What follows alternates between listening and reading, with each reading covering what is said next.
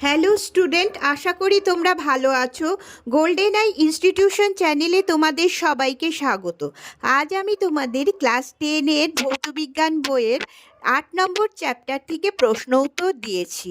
আমার আজকের এই ভিডিওটা ভালো লাগলে অবশ্যই লাইক শেয়ার করো এবং কোনো নতুন স্টুডেন্ট হলে চ্যানেলটাকে সাবস্ক্রাইব করো। তাহলে চলো পড়ানোতে যাওয়া যাক। স্টুডেন্টস, আজকে আমি পর্যায় সারণী থেকে যে শূন্যস্থান ও স্তম্ভ মেলানো দিয়েছি সেগুলো প্রত্যেকটাই খুব ইম্পর্টেন্ট।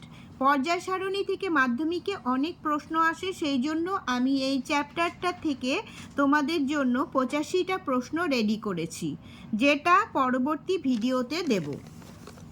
1 নম্বর শূন্যস্থান, পর্যায় সারণীর অনুভূমিক সারিগুলিকে পর্যায় বলে।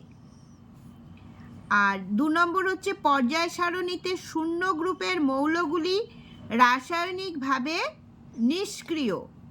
3 নম্বর ক্রমবর্ধমান, এই শূন্যস্থানে বসবে পরমাণু ক্রমাঙ্ক অনুযায়ী মৌলগুলিকে সাজিয়ে আধুনিক পর্যায় সারণী তৈরি হয়েছে। তাহলে আধুনিক পর্যায় সারণী হচ্ছে ক্রমবর্ধমান পরমাণু ক্রমাঙ্কের উপর নির্ভরশীল। 4 নম্বর দ্বিতীয় ও তৃতীয় পর্যায়ে 8টি মৌল রয়েছে। 5 নম্বর হ্যালোজেন মৌলগুলি তীব্র জারক পদার্থ। 6 নম্বর হ্যালোজেনগুলির মধ্যে সবচেয়ে বিজারণধর্মী মৌলটি হলো আয়োডিন।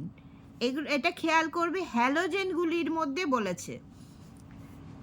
7 নম্বর আর্গন একটি নিষ্ক্রিয় মৌল। 8 নম্বর প্রথম পর্যায়ের প্রথম মৌলটি হলো হাইড্রোজেন। 9 নম্বর পর্যায় সারণীর আবিষ্কারক বিজ্ঞানী মেন্ডেলিফ। 10 নম্বর দীর্ঘ পর্যায় সারণীর 11 নম্বর শ্রেণীভুক্ত মৌলগুলিকে মুদ্রা ধাতু বলে। 11 নম্বর পর্যায় সারণীর কোনো পর্যায়ে বাদিক থেকে ডান দিকে গেলে মৌলের জারণ ক্ষমতা বৃদ্ধি পায়। 12 নম্বর প্রশ্ন, ইউরেনিয়াম একটি তেজস্ক্রিয় মৌল। 13 নম্বর রঙিন যৌগ উৎপন্ন করে সন্ধিগত মৌলগুলি। 14 নম্বর ক্ষার ধাতুগুলি জলের সঙ্গে বিক্রিয়ায় H2 গ্যাস উৎপন্ন করে। 15 নম্বর প্রথম শ্রেণীর তৃতীয় মৌলটি হলো সোডিয়াম। 16 নম্বর হ্যালোজেন নামকরণ করেন বিজ্ঞানী ব্যারন জোন্স। 17 নম্বর কোনো পরীক্ষায়, এখানে বসবে হচ্ছে প্রত্যক্ষভাবে পারমাণবিক ব্যাসার্ধ পরিমাপ করা যায় না। 18 নম্বর 92 পরমাণু ক্রমাঙ্ক অপেক্ষা বেশি পরমাণু ক্রমাঙ্কের মৌলগুলিকে ইউরেনিয়াম উত্তর মৌল বলে। তাহলে ইউরেনিয়ামের পরমাণু ক্রমাঙ্ক হচ্ছে 92, এই জন্য 92 পরবর্তী, মানে 92 থেকে বেশি পরমাণু ক্রমাঙ্কগুলো যেসব মৌলের, সেগুলোকে ইউরেনিয়াম উত্তর মৌল বলে। 19 নম্বর হাইড্রোজেনের যোজ্যতা 1, এটা মনে রাখবে। 20 নম্বর চ্যালকোজেন শব্দের অর্থ আকরিক উৎপাদক। 21 নম্বর সন্ধিগত, এখানে বসবে সন্ধিগত মৌলগুলি পরিবর্তনশীল যোজ্যতা দেখায়। 22 নম্বর আধুনিক দীর্ঘ পর্যায় সারণীতে কোনো উপশ্রেণী নেই। এবার স্তম্ভ মেলানো। 1 নম্বর স্তম্ভ হচ্ছে, প্রথমে আছে এ নম্বরে আছে অষ্টক সূত্র, এটা আবিষ্কারক হচ্ছে বিজ্ঞানী নিউল্যান্ড। তারপর পর্যায় সূত্র বিজ্ঞানী মেন্ডেলিফ। ত্রয়ী সূত্র বিজ্ঞানী ডোবে রিনার।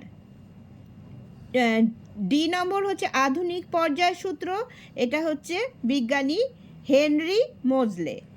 তারপরে 2 নম্বর স্তম্ভ মেলানো, এটা হচ্ছে এতে আছে হচ্ছে সিরিয়াম। সিরিয়াম হচ্ছে বিরল মৃত্তিকা মৌল। তারপরে রেডিয়াম হচ্ছে তেজস্ক্রিয় মৌল। তারপরে লরেন্সিয়াম হচ্ছে ইউরেনিয়াম উত্তর মৌল। আর আর্গন হচ্ছে নোবেল গ্যাস। এবার আসি 3 নম্বর স্তম্ভে।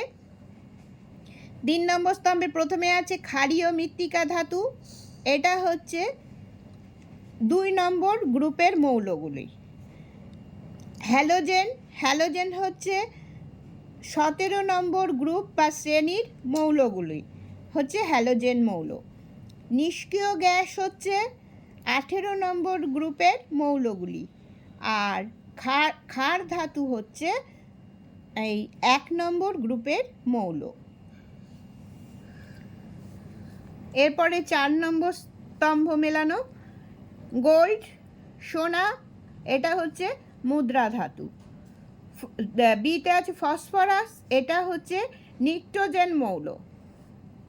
সিতে আছে সালফার, এটা হচ্ছে চ্যালকোজেন মৌল। আর পটাশিয়াম হচ্ছে ক্ষার ধাতু। স্টুডেন্টস, তাহলে আজ এই পর্যন্তই। তোমরা সবাই ভালো থেকো।